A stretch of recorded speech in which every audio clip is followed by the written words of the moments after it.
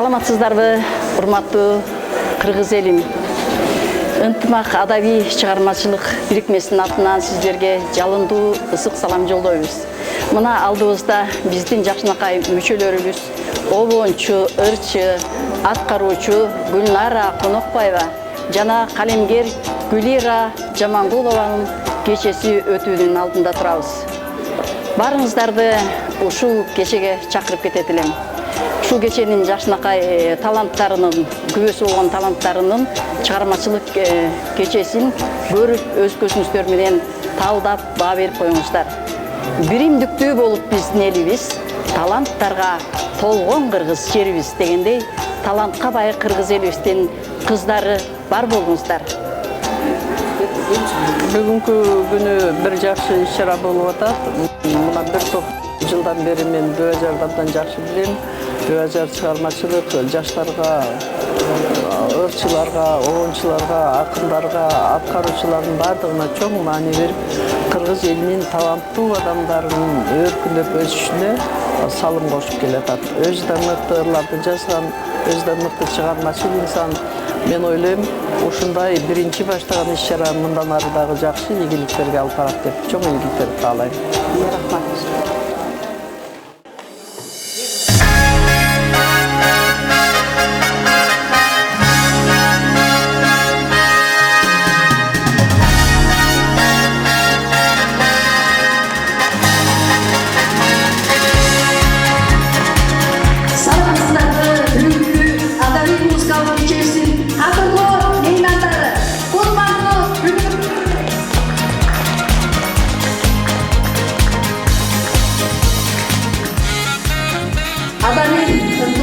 Музыкалык чыгармачылык бирикмесинин мүчөлөрү обончу, аткаруучу, ырчы Гүлнара Конокбаева жана калемгер Гүлира Жамангулованын кечесин ачык деп жарыялайбыз.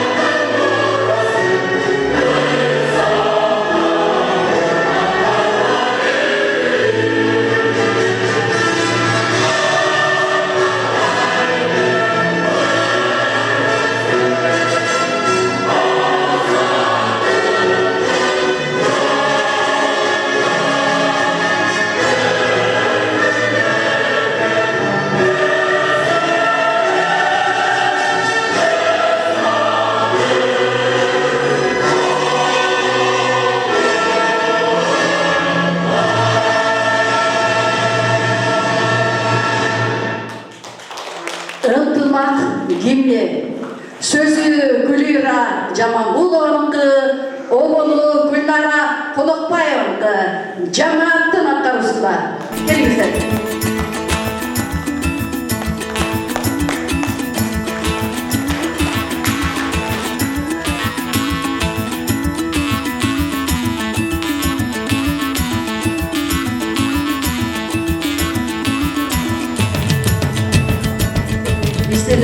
Ынтымактар мүчөлөрү жалпысы менен 100га жакын адам. Биз 5 өлкө менен дагы иштешебиз. Бул жерде обончулар бар, кол өнөрчүлөр бар, сүрөтчүлөр бар, ырчылар бар, жазмакерлер бар. Önerilerim mınakey başta bugün birinci göstergen otarabız. Özünüzдөр bağlap bilesizler. El taraza el sınçılıydı. Intımak kim yanında mesela?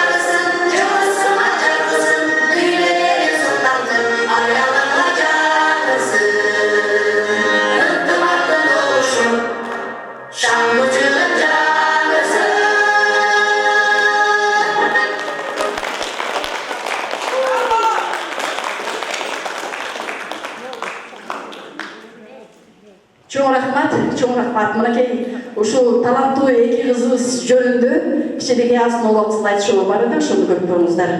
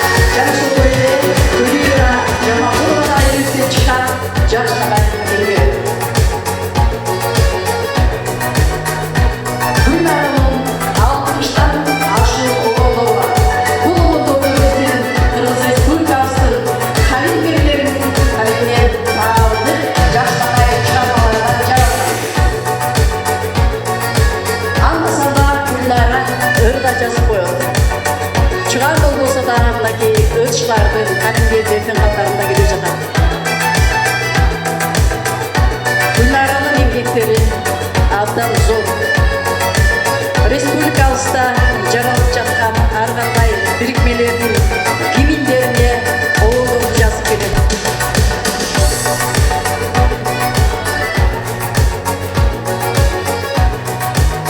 Коллектив арасында дагы кадыр баракта Гүлсара Бейшегалиева атындагы искусство институтун аяктаган.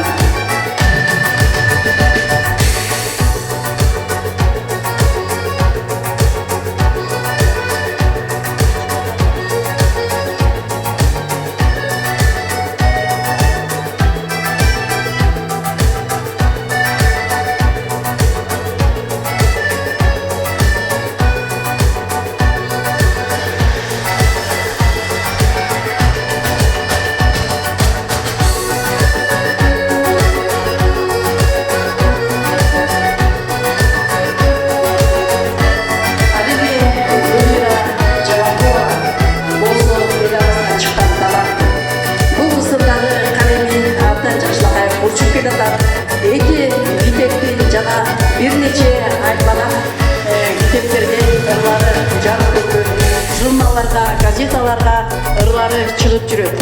Өзү ишкерлик менен аракет кылат. Мына ушул жакшынакай таланттарыбыздын бүгүнкү кечеде өнөрлөрүн сиздерге тартуулайбыз.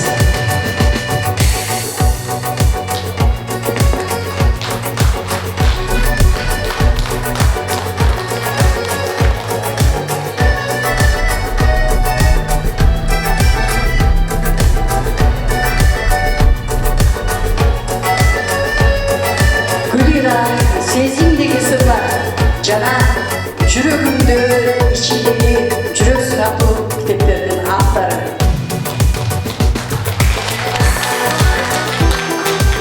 Өнөргө балбан адам, өмүрүн сайган адам, эзектен эккенин түшүнүн алган адам дегендей, мынакей өз түшүнүнүн жыйынтыгын бүгүн көргөнү турабыз.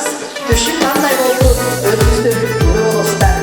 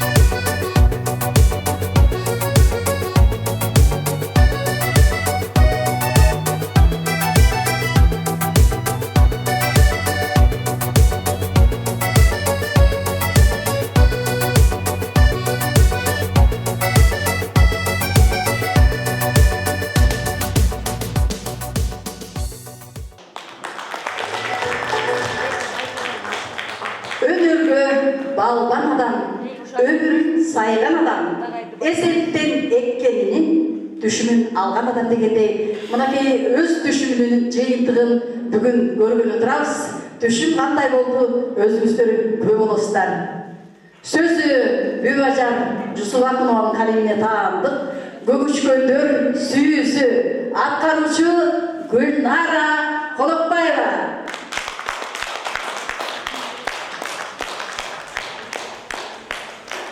Кутмандуу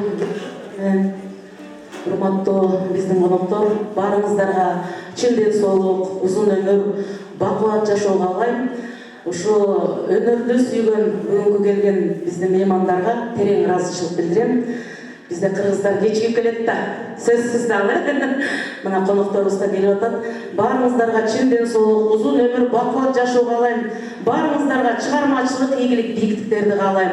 Сөзү Бүбажар Жусупакунованыкы, обону Гүлнара Колокбаеваныкы, көгүчкөндөр. Анда эмесе кабыл кылсын.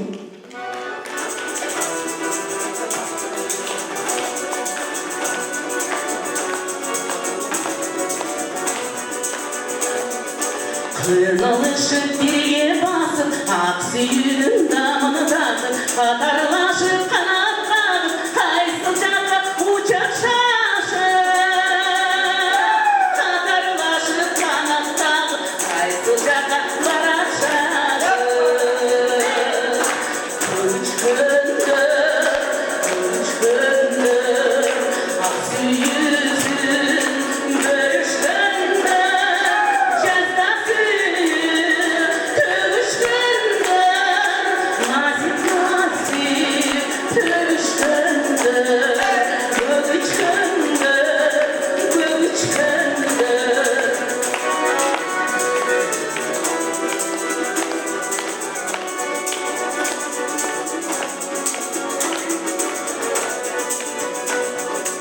Tışlık kırpını sebepleri, erge jakşı biletleri, tırnalışıp, moynalışıp, birge basıp kelepleri.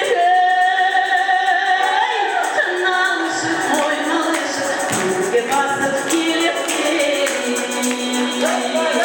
Kılıç kırılır, aksiyüzün bölüştüğünde,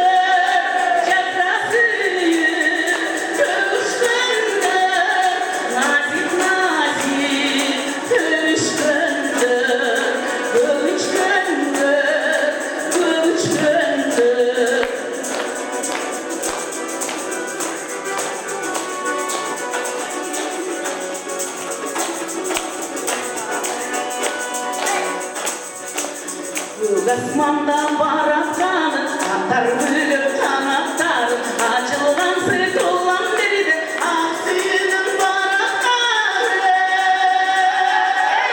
açılgan sıkılan biridir aksiyonun barakları kılıç gönder çoğu kılıç gönder aksiyonsun görüş gönder cezasını tövüş gönder nazik nazik tövüş gönder kılıç gönder kılıç gönder kılıç gönder kılıç gönder kılıç gönder.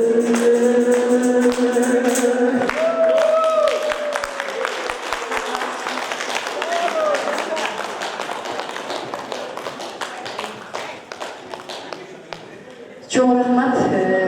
Мына бул өзү актердун суранычы. Ой, рахмат, чоң рахмат. Актердун суранычы боюнча болоту ушул бөгүчкөндөр деген ыр менен ашалы деди да. Анан ошол үчүн бөгүчкөндөр ыр болуп калды. Өздөрүнүн ыры менен ашты деп ойлойсуздар. Ал эми азыр сиздердин назарыңыздарда ынтымак адабий чыгармачылык бирикмесинин төкмө акыны Уз 11 баланын энеси Умайле 22 неберенин чоң эне тайынеси Уз акын Алмагүл Макенбаеваны чакырып койгон.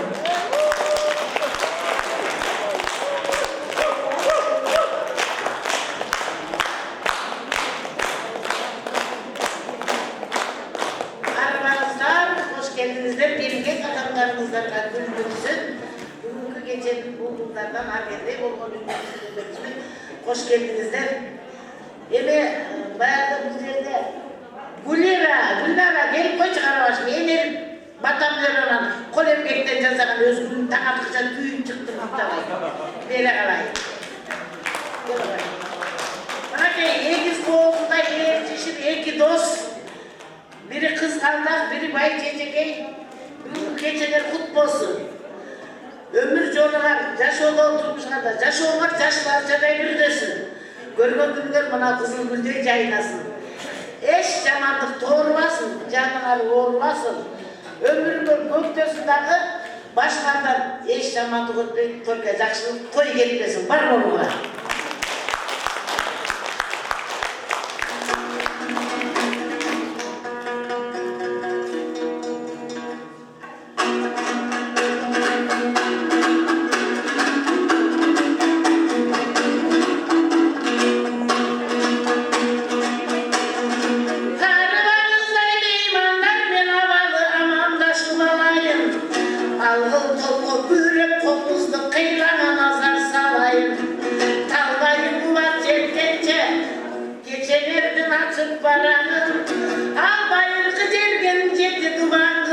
Baktığa tekken tarağım, kırıslı meymanlar kabılar.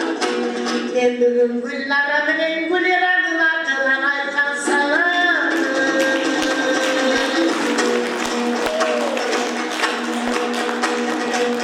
Bugün ay deydi doğdu 5 kalan, altın bir kuyruk 10 kanat.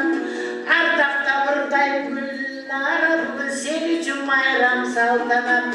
Boşun ay diyen toğunun seniri, altından jakan ömürü, altınday olgun Gülnar kızımızsın, o bir uzun bir bolsun ömür.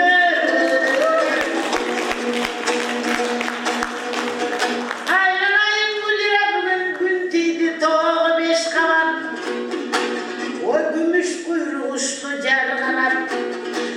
Gül götü vırdap geteyin, sen için de bayram saltanat. Oşo gün diyen toğunun seniri, gümüşten bolsun jakan ömürü.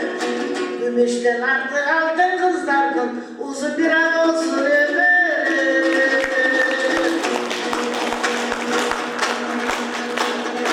Ben kıskan aytamın, bir ekelemin öpte aytamın.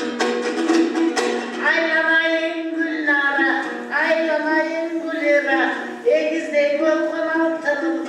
Ay yakındı karasam, altındım buğusu çatılsın. Kayda düşün orada canlarım, bakta alay karacı.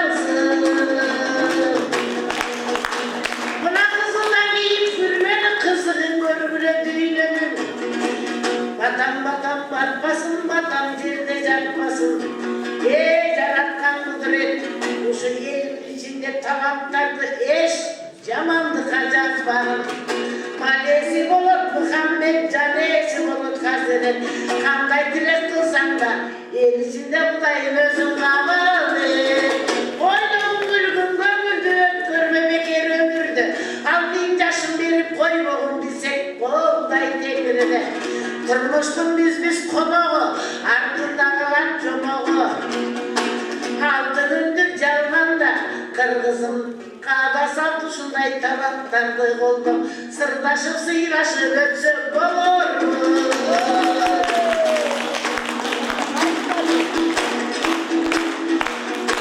Өңгілі да өскілі, аман есен жүргілі. Қолыңдан қалемің болоттың болсын деймін. Ұзақ жолға кетесің, жортқанда жолың болсын деймін. Oğullarım ovalım, cer yüzüme, düğüne yüzüne taralsın. Çınında kırgızım degen ıyırel, büttüğüne biz de karasın. Emi atanın adını sakladım, ekön elini sütünü aktadım.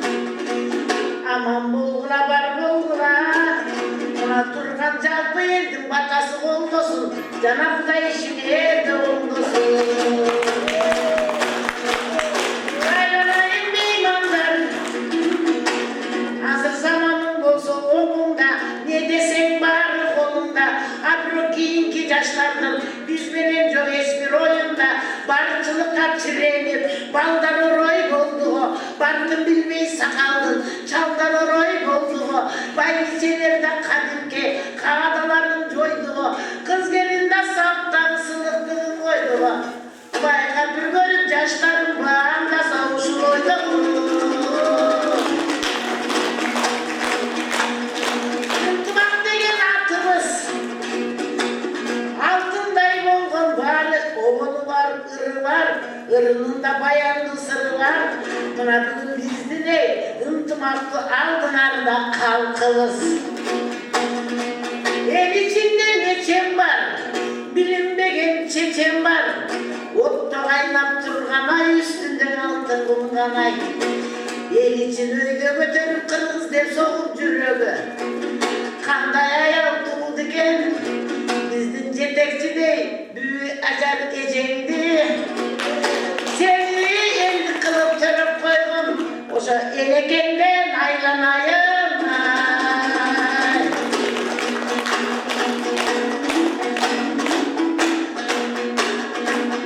Ben özü Akbaşı degen jerdemmin, Moğollar eldi uyutku boğaçı çıkkan Akmuz eldemmin.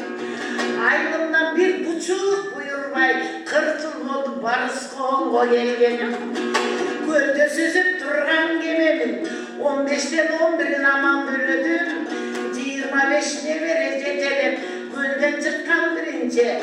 Gölde soğuk жүрөгüm, törgündekte soğuk жүрөгüm. Gökçelde kızıl cilekli men de götürüp жүрөмүн. Emir toxtoy verek elim üçün, kırgızım üçün menin toxtop kalgan çadırım.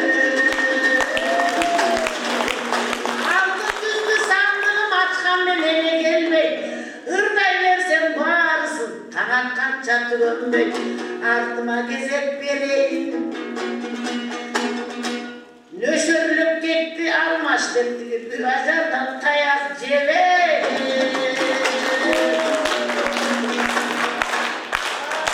Çok rahmat, bereketi.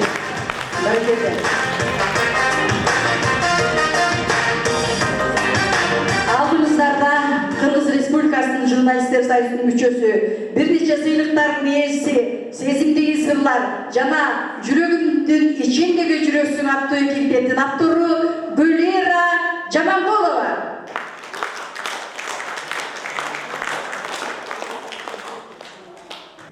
Bir günüm var, baktım toğday açılgan, kuanычка толуп дүйнөм балкыган, бул жашоонун рахатын тартуулап, бакыт күндүн чачыласы чачылган.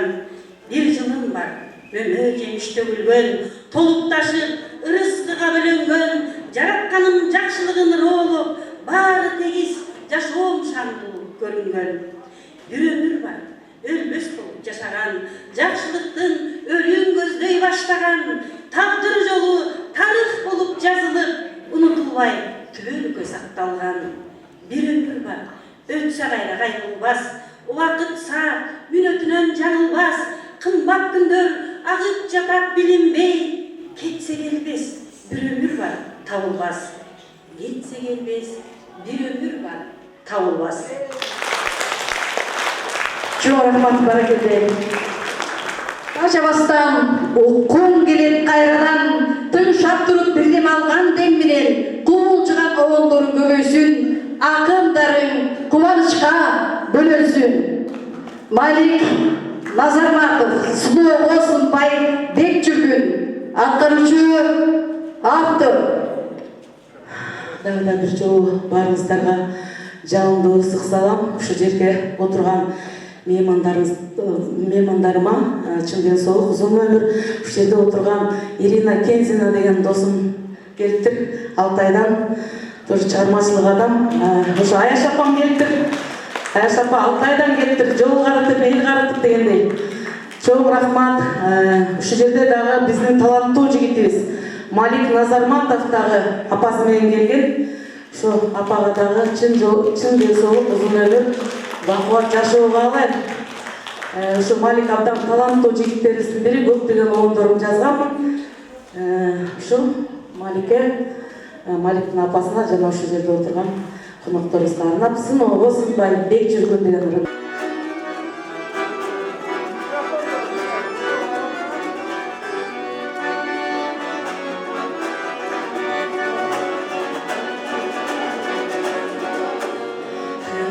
Soğuksun çürüktür, tek gitti bir damülüktür. Çağlayıp tutma hiç kimdin, şan gülüp gülmenin gülüktür. Ardından kaldıracak şartı, aylandık gülü taşladı. Argımak olup suda, aldığa koyup masaktı. Argımak olup suda, aldığa koyup masaktı.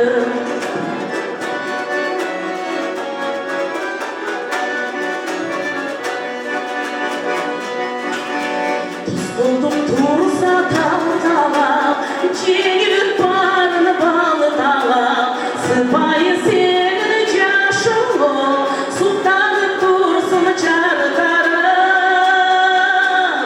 Başkağa bölüş bilgendi, Rapçaynap çürgündü, yolu kurmuş yürekte, gülgündü, yolu kurmuş yürekte, gülgündü, gülgündü.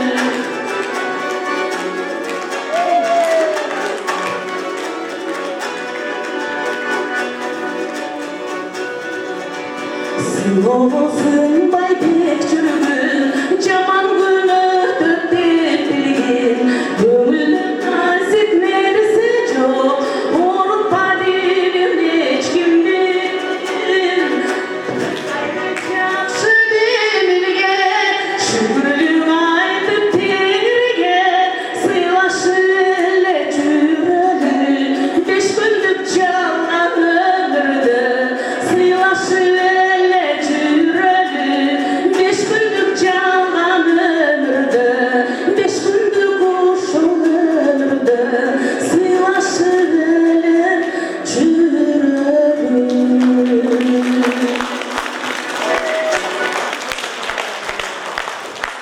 Чоң рахмат, чоң рахмат. Бүгүнкү кечеге келген кадырлуу конокторду дагы бул жака чакырып коюуга уруксат этиңиздер. Кыргыз жалпы бүтүндө Кыргыз эл эмес, Кыргыз Республикасы эмес, дүйнө элине белгилүү болгон Кыргыз Республикасынын эл акыны Тазагүл Закирова эжекебизди бул жака чакырып коелу. Эжекебиз биздин асаатчыбыз. Ошондой эле Карабалта шаарынан келген ырчы-эжекебиз Сарбашева Карачачы эжекени чакырып коелу. Маданият жана ретро клубтун жетекчиси Эркеш Калыковду чакырып коелу.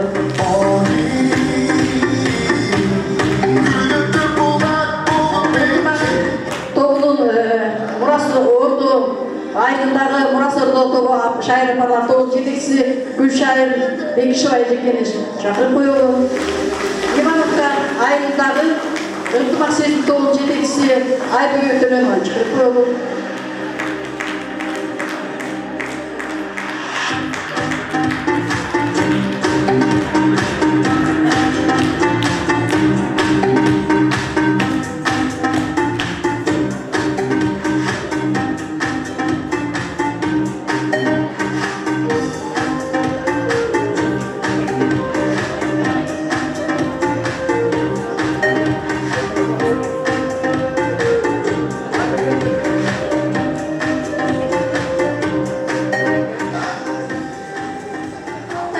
Алтайдан келген, алыстан Алтайдан учуп келген Ирина Кензенаны чакырып коелу.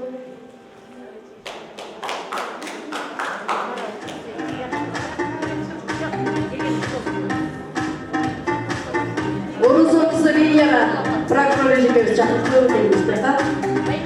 Дагы өрчө эжекебиз бар эле. Кайда кетти, таппай калдык. Ынтымак бириктигинин алдындагы кеңештин тобунун жетекчиси Өрүсчү Рахманова эжекени чакырып. Сөз башы таза күнүжеде болсун.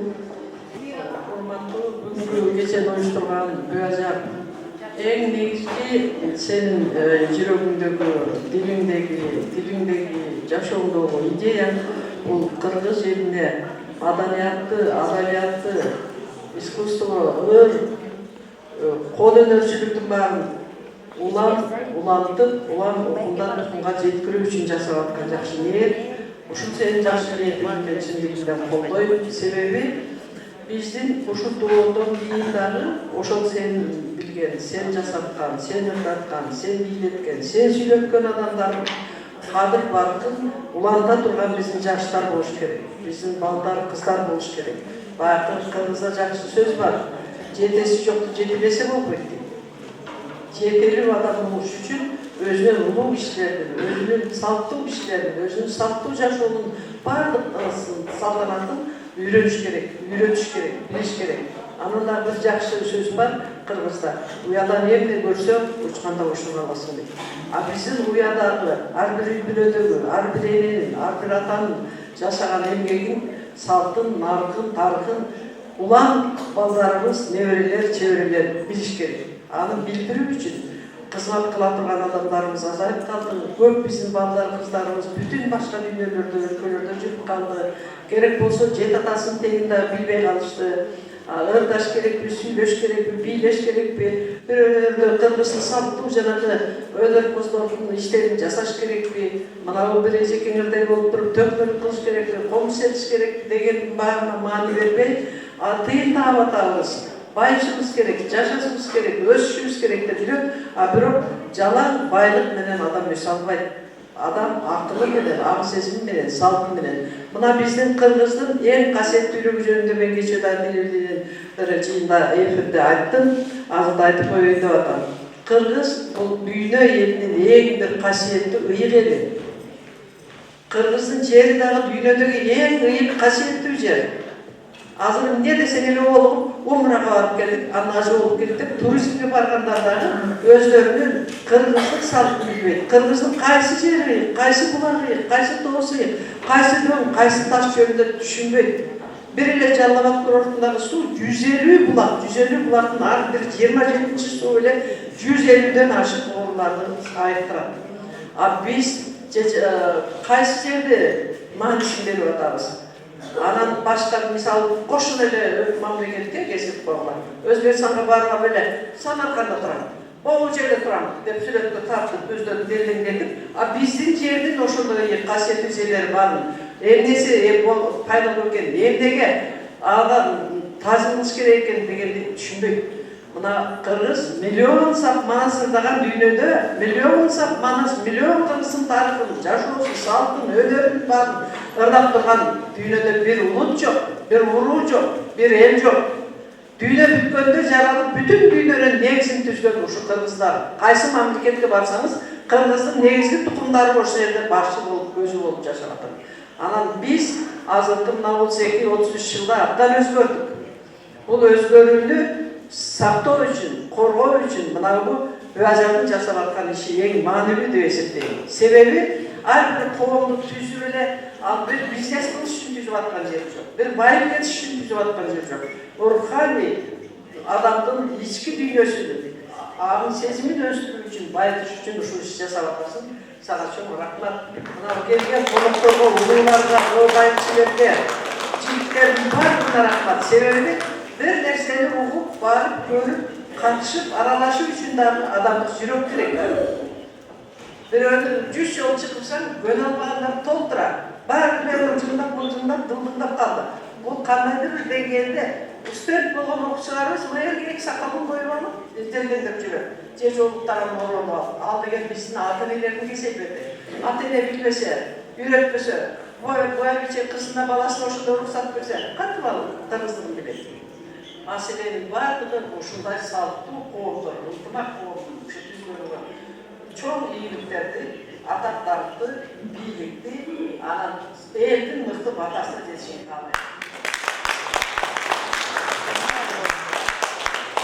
Бүгүнкү урматтуу Гүлнаранын кечесине келген коноктор, саламатсыздар дагы деп айтайын. Мен Кара Балта шаарынан келдим. Гүлнараны абдан жакшы тааныйм. Акылдагы, обончу да болгондон кийин мен өзүм дагы эми абдан мыкты болбосом дагы ыл чыгарам. Акын деп коюшат эми. Акындыкка мен жетегенмин. Кыска эле, нуска эле ушул жерде сүйлөй турган тилектери барлар көп экен. Мен Гүлнарага денсаулык берсин деп тилеп кетем. Өмүрү узун болсун, өрүшү жайлуу болсун, ыйманы терең болсун, башы бекем болсун. Жетекте аткан жетекчи татарына кай болуп ушунча курдаш айткандай, ушулардын баарын жетектеп жүргөн ушуга да Алла ыраазы болсун. Ошон үчүн мына маданият искусство будагы өчпөй мынамчып элдер сыйлап келип аткан сиздерге рахмат, Алла ыраазы болсун баарыңыздарга.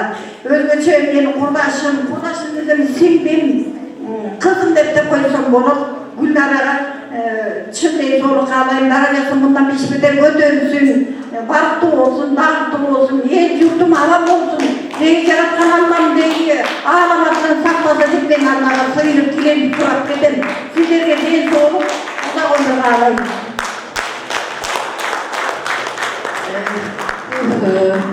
Биздин коноктор, бул жерде дагы мен азыр байкап отурам. Биздин жашынакай калемгер кызыбыз Кыргыз элинде дагы журттун кашкасындай таанымал Заман адабий үйүрмесинин жетекчиси Тамара Добул кызын мага чакырып коелу.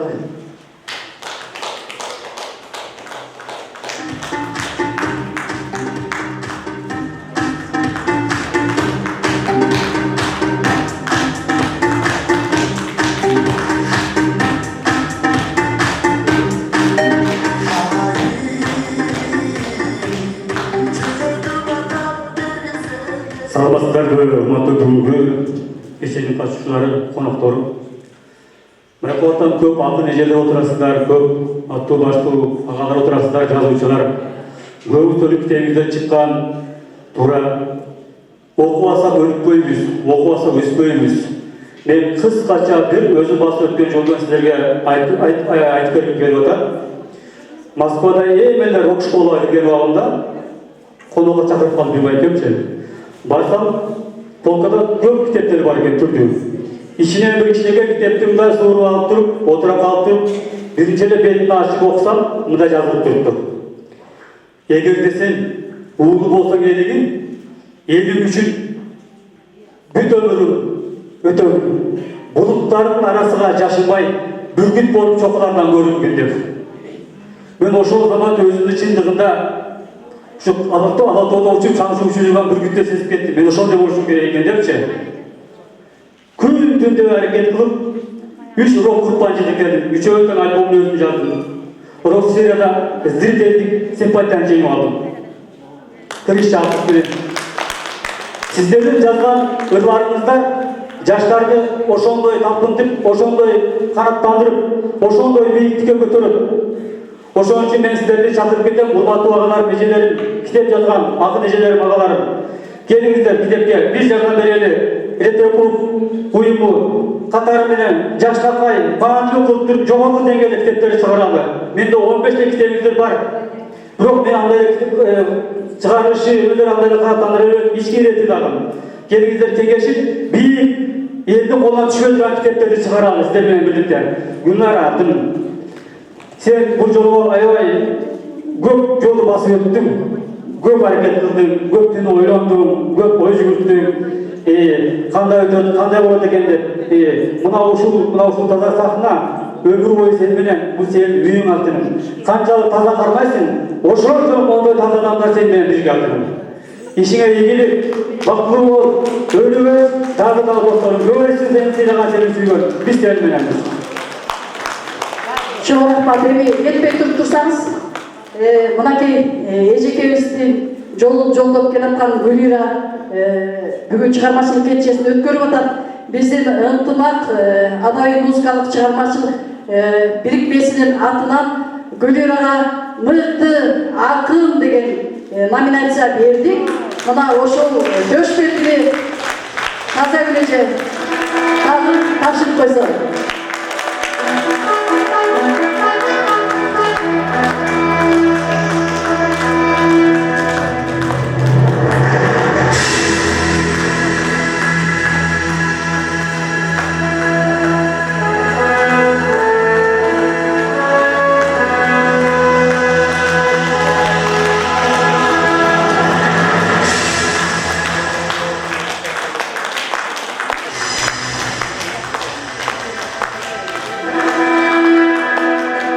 Ежегеле тарткан Ленардын оğlu var.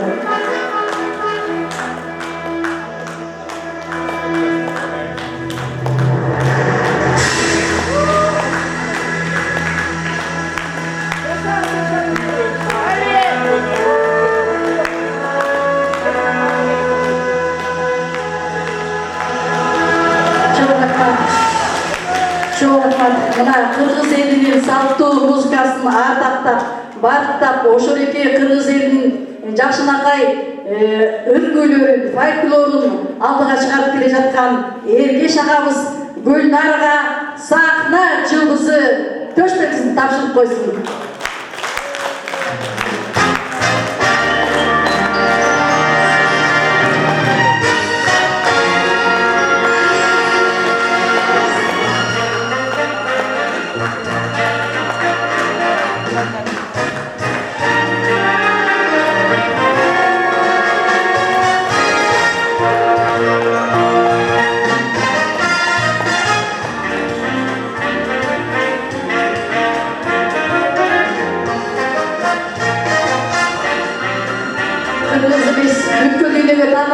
Ырчы боло кой, Гүлнара. Чыгармачылык ийгилик карайбыз. Майли Гүлнара.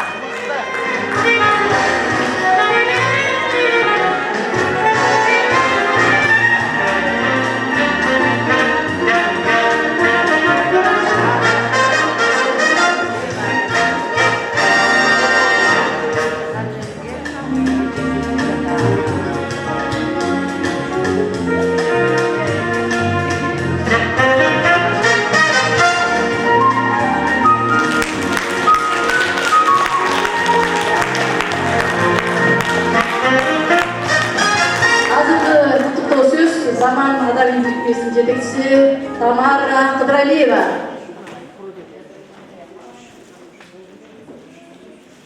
Бүгүнкү кечеге куш келипсиздер, баарыңыздар. Бүгүн абдан жакшы күн экен. Бул күндү Кудай кут кылсын. Анткени эки жакшы адамдын кечеси болот. Бири акын жазмайынча ырчы кайдан ырдай. Акын биздин калеми курч болсун.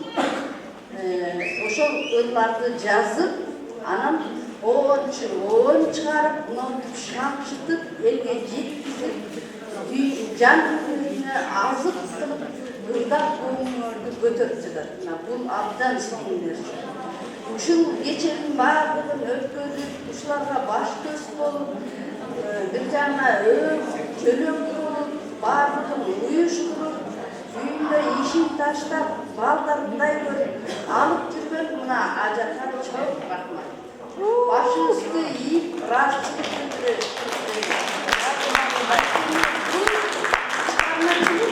Эч качан өчпөй турган нерсе. Бул ажар мына жакшы эмени уюштурган, комузчу, аккордеончу, ырчы баары бар ичинде. Ушулар менен ырдалып аткан азыркы ырлардын баары силерди кандайдыр бир 5 мүнөт болсо дагы эс алдырып, жан дүйнөңүздөргө азык салып, эргүү алып, үйдөгү иштерди, жумуштарды унутуп, кандай жакшы эс алып кетесиздер. Ушул башчылыгың Кудай кут кылсын, дайыма ушундай ыйык сахнада аркаңдагы өзө тургандардын аркасы менен эне болуп, башчы болуп жүрөр алсын. Ден соолук берсин. Баарыңыздардын убактын коротуп, бул келип, көңүл буруп коюш өтө чоң сыймык. Баарыңыздарга Чоң рахмат Мурасоолго тобунун жетекчиси Гүлшайыр Бекшебай эжеке. Кутмандуу ошо кечиңиздер менен ошо жерде жалаң тамактарды сыйлап келип отурган, жалаң жүрөгүндө тамак деп соккон адамдар келип отурат дептир. Мен ошо кыска эле сөз сүйлөйүн, ошо тамактын баарын таптап, ушундай жакшынакай кылып обончунун, обондордун оболотуп, ырчылардын, жазуучулардын ырларын ушундай китепке түшүрүп, обончуга ошонун жакшы тексттерин берип, ошо бири-бири менен айкалыштырып, баарына баш көз болгон ошо эң биринчиден мен дагы Бүбажарга чоң ыраазычылыгымды билдиргим келет. Бир эле ырчы, обончу эмес, кол өрөөнчүлөрдүн баарын, комузчуларды деги кыргыз элинде кандай талант болсо, ошонун баарын таптап чыгарып атат. Бүбажарга өмүрлүү бол. Ушундай таланттарды, ырчыларды ырдатып, ырчылардын обондору ар дайым оболой берсин. Калемгерлердин ар дайым калемдери мопобой дайыма курч болсун. Гүлира менен Гүлнарага чыгармачылык ийгиликтерди каалайм. Мындан ары ушундай таланттарды таптап чыгара бер. Бүбажар, сага да чын ден соолук, узун өмүр.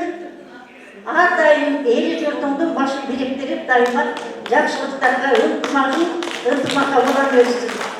Биздин баягы Мурас апалар тобунун атынан бир аз баягы кыздарга гүлдестебиз бар эле. Кыздар ошолорду тапшырып койсуңуз. Бүбажар келип отур. Ортого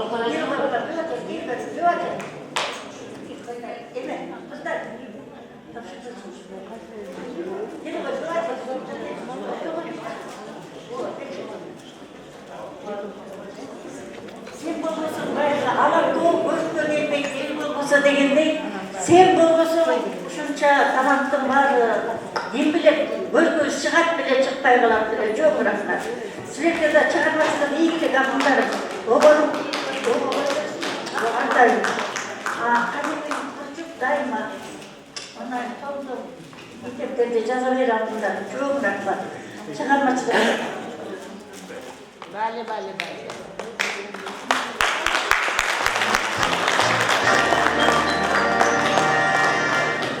Урматтуу бүгүнкү маданияттын татыктуу таланттары баарыңыздарды майрамыңыздар менен куттуктайм. Ынтымак сезим тобунун атынан бүгүнкү чыгармачылык кечеси болуп жаткан Гүлира менен Гүлнаранын кечеси кут болсун, той кут болсун демекчимин. Иштерине ийгилик болсун, ошентип бийиктикке чыга берсин, иштеринде ийгиликтер болсун, ден соолук болсун.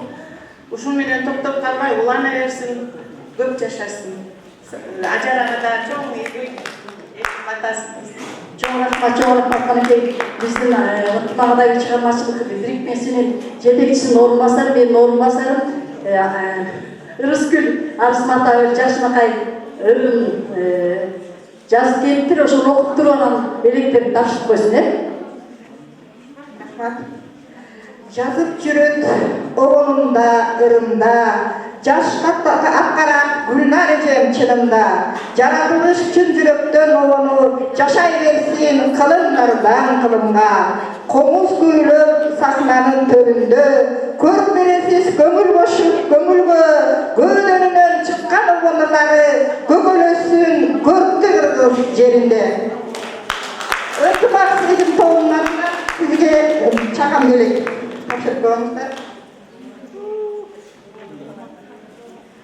Gül деп башталган атыңыз, гүлдөй назик затыңыз, ыр дүйнөлү Гүлнара деген акыңыз, Гүлира деген акыңыз. Биз ынтымак адай бирикмеде мына 2-3 жылдан бери чогуу калемгер болуп, кесиптеш болуп келатабыз. Биздин башыбызды бириктирген биздин жетекчибиз Вакунова Бөбө эжеге чоң рахмат жана таазим. Алгалай бер ынтымак демекчимин. Кеңештин тобунун жетекчиси Өмүзжан Рахматович. Бүгүнкү майрамыңыздар менен урматтуу көрөрмандар, мынакей бүгүн силердин таланттуу кыздарыңар Бөжер топтогон ынтымак тобундагы кыздарыбыз Гүлира менен Гүлнара экөөнүн кечелери болуп атат. Ушул кыздардын ыр түнөгөн жүрөгүмө кир түнөбөйт деген дебиз менен биз дайыма ырдап жүрөбүз. Ушуларга ушундай эле тилекти каалайбыз. Булардын көңүлүндө эч качан кир жолобосун, ошондой эле баарыңыздарда кир болбосун. Бар бол Бөжер, ушул ынтымакты өркүндөтүп өстүрө берип каалайбыз. Силерге рахмат. Чоң рахмат сизге. Эми мына алыс Алтайда учуп келген Рина Бензинова кезек келип жетти. Жакшынакай каалоо тилек менен бир чыгармасын аткарып берсе. Келе алайын.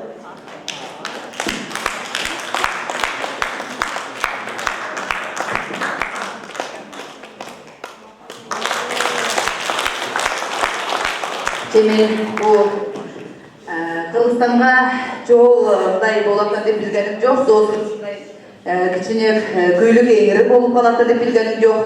Кыргызстанга келип наңа учуп жаткан болгон биринчи айлансам Алтай элинен, элинен, дууларынан, элимден жак сизге алкышым. Алтайда база жаңы эжекай аябай сонун айтпады эле. Чында бул Кыргызстан дүйнөлөрдө эң жакшысы, эң жаражы, эң байлыгы дегендей. Ошондой эле бизде кыргыз каганатта качанда болуп калып калган Алтай эли, бул кыргыздар бизди таштап байка кетти деп. Бүгүнкү күнгө келген жолун карап, кыргыздар келетпи деп карындаштык беребиз деп күтүп отурат. Ошондуктан мен бүгүнкүндө бул доосумга эмне деп ойлойм, биз канча жылдарга дос болуп жаянdık bu, наверное, Алтайча düşürtmeye kalsanız ben ordusu etsem olabilir, Алтайча söyleyivereyim. Алтайча, ne de paylayayım, bu dostumun çıkarmacılık yolunda sahnaga çıkanda da ayabayımdayız, popülerimiz, знаменитый болғаны керек жоқ. Мындай главный üzerinde duşası, сердцесі таза болып, жөнөкөй болып, elге bu, жөнөкөй elге жақын болғаны жақсы деп ойлаймын. Onun için bu dostum aytıp jatan, onun yüreği çeçektегени yıldız bolup kuyup жүрөт, çoğun sahnaga çıkpagan, büyük знаменитостьтардын yanında durbagan деп эмес, өзүнүн душасы, yüreği аябай таза. Ошондой эле болсун деп ойлойм. Бұл достум мындай күлүп эңирип өткөрүп жаткан дегенине мен бул жака жалгыз келген эмесим. Мен апамды, сизди кыргыз тууганыңыз бар, апам деген болчум.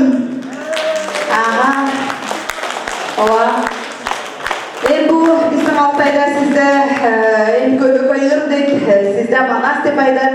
Алтай элинен, элимден, тууларынан, сууларынан сизге мындай күйлүк эңирип өткөрүп жатканыңа сизге алкыш айтып жатам. Менин болсо сизге мындай сыйым, Алтайга сизге виза бергендей, жолуңга качан да келейин десем, самолетка учам десем, мен сени өзүм билетин алып, сизге сыйым болот. Алтайга келип. Kışında da bol, yayında da bol çiçekten gülden, yazında da bol, kaçan da olsa gelebilirsen, ola verip gelip yaşayı da verirsen senin yerinde, özünün yerinde gelip. Кыргыз Алтай биздин тукумубузда теги эсептеден калган тарыхый жерибиз. Ошол жерден келген досум өзү Алтай Республикасынын эмгек сиңирген артисти Ирина Кензина. Кыргызча, орусча да жазган ырлары бар. Бүт маданияттын мыктысы Алтайда. Ошону билип койсоңуздар деп айтып коеюн, мен да тааныштырып. Акыркы Алтайда бизде Манасчы дейт да, Кыргызстанда. Бизде Алтайда Кайчы дейт. Onun için bu ayı organı korkulbastan, çocuğubastan alkış bolsun Kırgız elinde.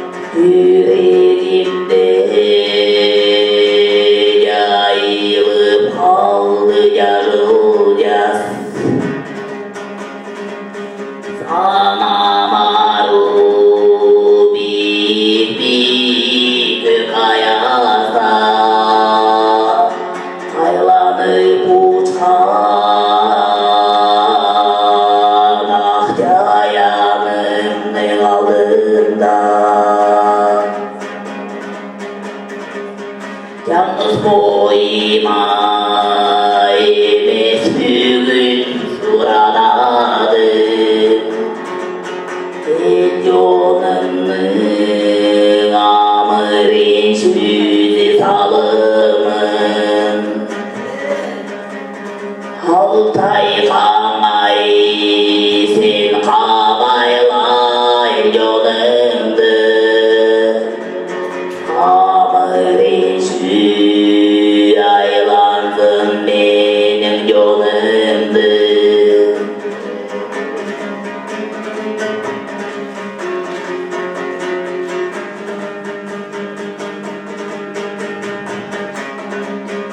Altay kanay sen kabayla el yolumdu. Amırın sözü aylandım benim yolumdu.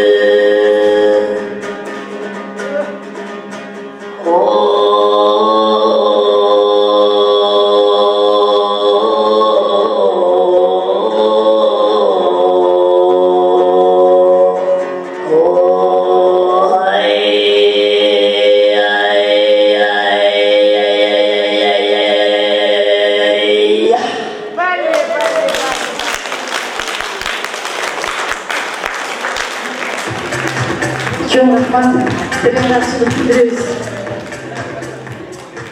Elmira Arzimatovanың sözüne жазылған досторға атты шығарманы татына толынат қаршысында оқуыңыздар. Саламатсыздарбы, урматтуу ушуңуздар менен. Урматтуу Гүлнара айым, Гүлира айым, бүгүнкү кечеңиздер кут болсун. Дегене дүйнөгө таанылган, дүйнөгө атаңыздар чыккан эң мыкты деген инсандардан болушуңуздарды биз чын жүрөктөн тилектешпиз. Дайыма бір болуңуздар, эң жаман күндөрүңүздөр бири мына ушул бүгүнкү күндөрдөй болсун. Гүлира менен Гүлнара чыгармачылыгыңарга ийгиликтер жарала берсин. Оңдоруңар, ырларыңар элдердин жүрөгүнөн түнөп тапсын. Гүлира, Гүлнара, сиздерге дагы ийгиликтерди каалайбыз. дагы жабырларды күтөбүз. Баарыңыздар бар болуңуздар.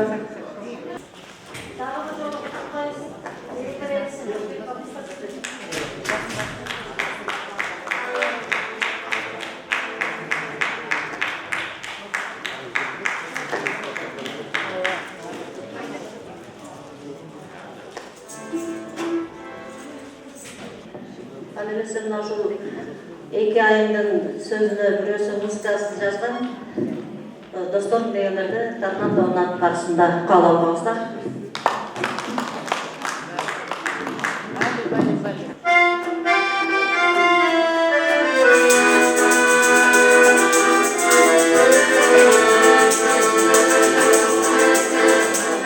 Dostlarım çok amrasına sallayın. Dostlarım var men asmanda aydayın. Dostlarım çok şuarda barmak koday. Men de şonu elestede albayın. Dostlarım var kadarına bari. Birge жүргөнүн актарым. Жүздөрүндө нуру жайнаган. Силер менен сыймыктанам.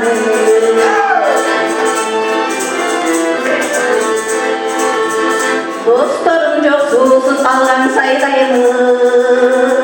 Достор менен ширетишкен багдаймын. Жараттарым досторумдан айрылып. Dostlarım çok bir müçözü candayım. Çevre dağlı yorulmuşum. Sağlıkta yorulmuşum. Yaşalım ömrümü. Bastayı çevrim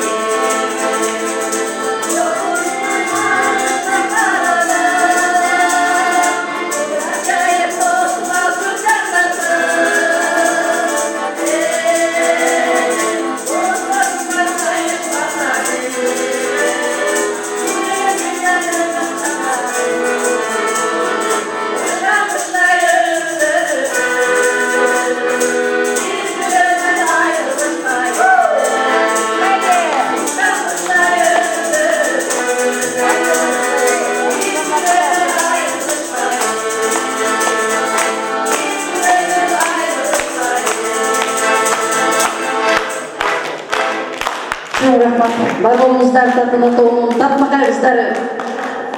Ысык көлгө суктануу. Гүлира Жамангулованын калемине таандык. Көркөм окулуу Ысык көл шаарынан атайын келген Жибек Ишембиева алып берет.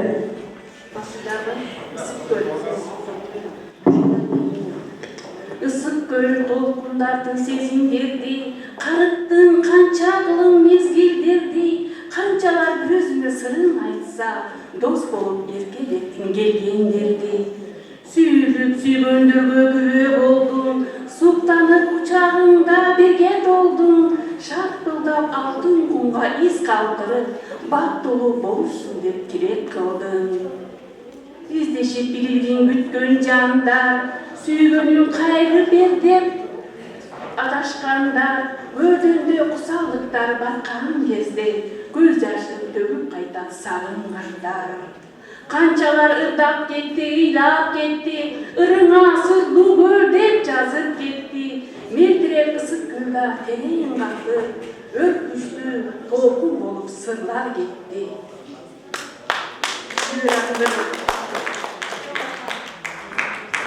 Çok rahmat. Suyun zengin çıkarmasın. Intmak dolu müçösü Sabırbek Uzupov, Obonçu jana kalemger. Bugünkü gecenin men dagı uçurdan faydalanıp urmatlı bir açar. Ayım bizden yetersiz sizde tutup jana şunday günlere menen gülüra kalemgeşime çağırmaçılık ilgilik de soğuluk alan bilgiler baktalı var olsun. Suyum seni. Geçirgin başkanı men suyalbayımın bir gana sendik bolup gelin dayım. Can düğünümdün bitsi ve bir sen üçün suurulup çıkar sağa çin dilimde. Jaktırıp başkanı men suyalbayımın, jalındap suyotuna kuyalbayımın. Jatsam da, tursam da seni oylap, jürögümdön süyüp gelen seni dayım. Oylarımdı burup aldın, oltursam, bassam da oyundasın. Oğrugan jürögüme darı verip, bir özüm ayıktırıp koyalasın. Bilemin sen de meni sürümdü, tolgonup mende ömür sürörümdü. Ezilip ayrılık tümde sırdaşarız, süygönüm uşul menin kalem sarı. Kuvansam kuvanıçka ortak toşsun, kaygısam kaygındı da sen görüşürsün. Kumarım kanmayınca cümle boğun, keremet ırsatlarım kalem sarı. Ergitip can dinime ergileceğim, bir gana seni süyem kalem sarı. Urmatlı görmadar bulur içine güçlü dötken ayar başı jakşı, belli okup gelsem ayar bulur uçka olup çıktan. Rahmat.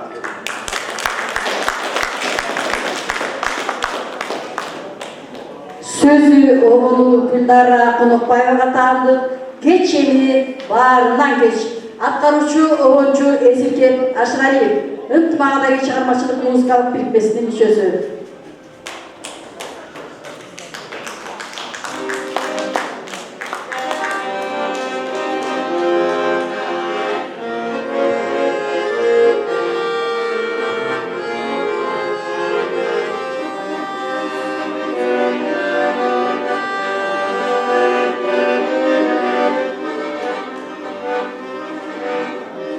Keç bulup kalsa bile,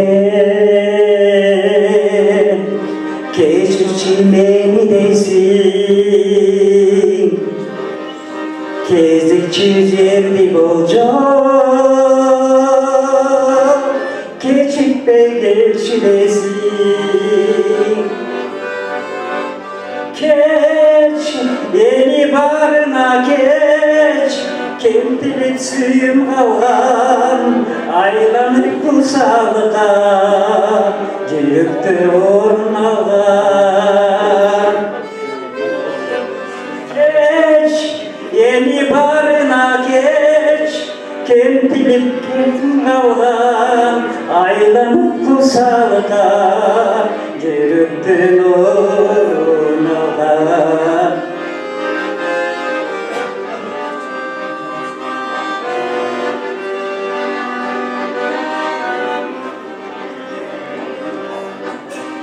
Tarıdan suyu sağa, tarıdan suyu bağa, barkına jet almadı baberi zalarda. Keç, yeni barına keç, kemtilip suyun aldan, aylanıp kutsallığa, cülüktü orun aldan. Keç, yeni barına keç, kemtilip suyun aldan, aylanıp kutsallığa, cülüktü orun aldan.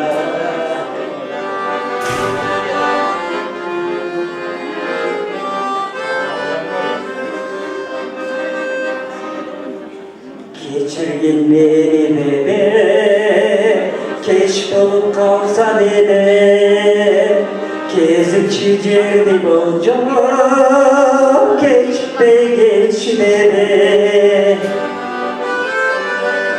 keç eni barına keç kentlik suyum kalkan aylanıp kusalığa Deripten orun algan Keç eni barına keç kentlik suyum kalkan aylanıp kusalığa Deripten orun